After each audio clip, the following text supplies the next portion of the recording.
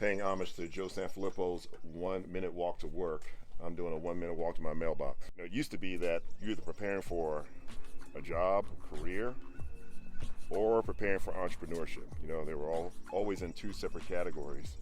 But in the last few years, I'm hearing more and more about how everyone needs to prepare to work like an entrepreneur because of how quickly and how fast change occurs. All right, I already got the mail earlier, so I already feel phony, but I'm finishing this. Here's my point for leaders, district leaders and school leaders. Like, where's that sweet spot between touching base with the folks with whom we lead and supervise and being careful not to have it spill into Snoopervision?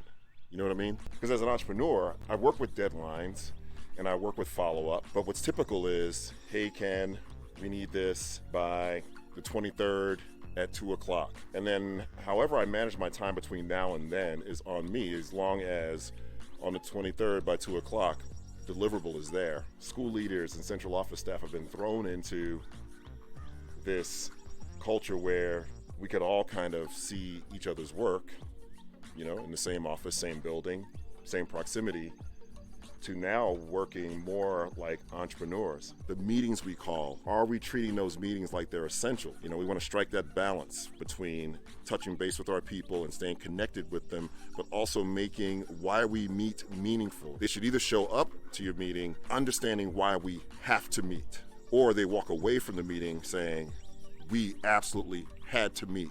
Those are most of the examples I've heard, but I've also come across some that really, really smack of Snoopervision, and we want to be careful with that. This situation lends itself to an opportunity to think and work more like an entrepreneur.